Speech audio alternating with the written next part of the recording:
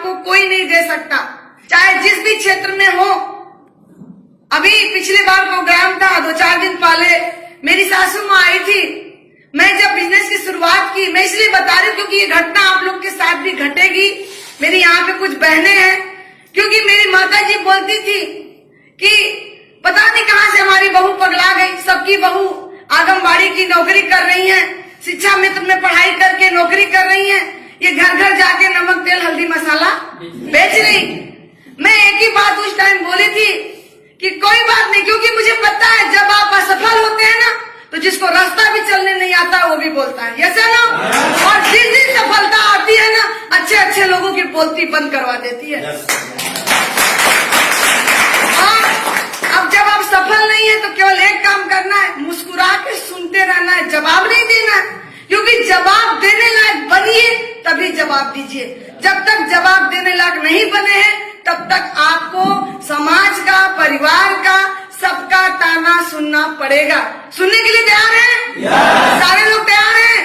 तो मेरे को जब मेरी माता जी बोलती थी सासू माँ, तो मैं एक ही बात बोली, मम्मी कोई बात नहीं, सबकी बहू आंगनबाड़ी की फार्म भर रही है, शिक्षा मित्र की नौकरी कर रही है, सबकी बहू वही की वही रह जाएंगी, कभी हवाई जहाज को भी नहीं टच करेंगी, उनकी बहुएं भी आएंगी तो वही काम करेगी, मगर आपकी इकलौती बहू होगी जो हवाई जहाज की यात्रा करेगी।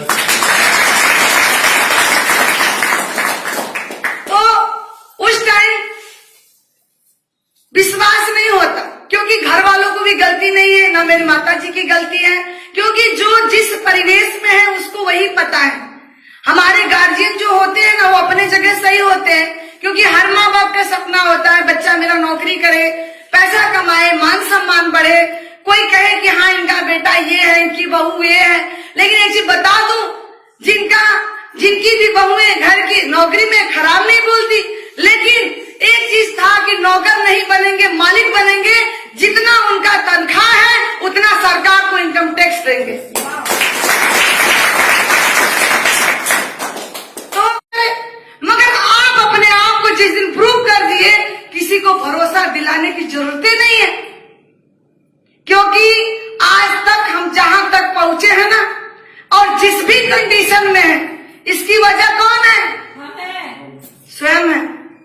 तो कहीं ना कहीं अपने आप को चेक करने की जरूरत है, अपने आप को बदलने की जरूरत है। और एक चीज बता दूं कि आज तक का रिकॉर्ड है, मैं किसी काम में, एक लोग बोली मेरे से कि प्रोडक्ट तो सब सेल कर लेता है, मगर ज्वाइनिंग करा के दिखाओ। मैं बोली कोई बात नहीं, ये पूजा मौर्य के अंदर इतनी ताकत है कि राह चलते हुए को भी मैं ज्वाइन करा सकती हूँ, और 1 महीने में 30 ज्वाइनिंग मैं करा चुकी हूँ। अगर कोई आपको चैलेंज देता है ना तो उसको खरा उतरिए, स्वीकार करिए। कुछ लोग कहते मेरे को ऐसे बोल दी, अब हम नहीं करेंगे। नहीं, वो आपको बोलता नहीं है, वो ऊपर वाला बुलवाता है, ऐसे नो।